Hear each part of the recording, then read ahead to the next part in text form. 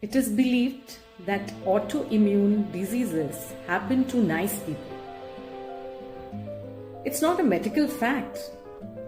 It is rather a mix of observation, psychology, and generally trying to understand why autoimmune happens to people.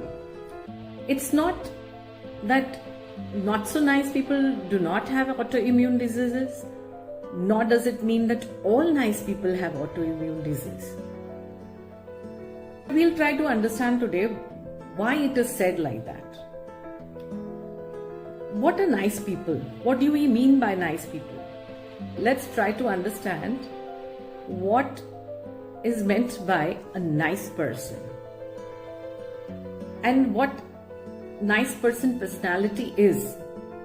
Nice people are those who put others' need before theirs. They're highly conscientious, self-critical, or sensitive. They're the kind of personality that push themselves hard, suppress anger, keep their stress bottled in, which might affect their immune system over a time. Let's try to understand how. Let's try to connect the dots between personality, stress, immune function, and why this idea that nice people get autoimmune disease feels true. Partly, I would say, partly feels true. Psychoneuroimmunology, or PNI, is the bridge which can help us understand what exactly they have studied. PNI studies show how our mind, which means the psycho, nervous system, neuro, and the immune system, immunology, talk to each other. They're like three friends constantly texting to each other. Sometimes they cheer each other. Sometimes they set each other off. Now what happens is these people-pleasing personalities tend to internalize stress. They don't often express anger or frustration outwardly, so stress lingers instead of dissipating. Now the brain reads this as constant alert state. Even if you feel calm on the surface, your brain is on an alert, which causes stress. And now stress causes hormonal changes. Chronic stress keeps cortisol and adrenaline slightly elevated.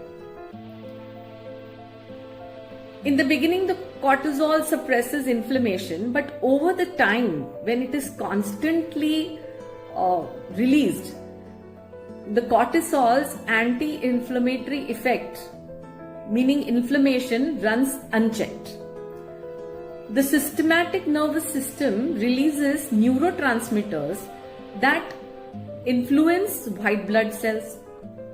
Overactivation of these can cause immune cells to become more aggressive, sometimes misidentifying your own tissues as threats. If you have read genetic susceptibility to an autoimmune condition, you will understand a sustained stress plus inflammation loop can tip your immune system from normal defense to self-attack mode.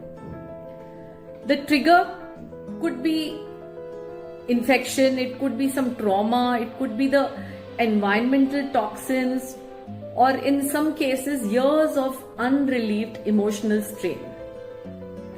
People who are highly conscientious or self-sacrificing may delay rest, suppress emotions, and push through illness. All of this makes stress chronic. This doesn't cause autoimmunity as such from scratch, but it can trigger the onset earlier, it can worsen the flare frequency and slow recovery. In another words, you can say the theory works as a metaphor, but the reality is more complex.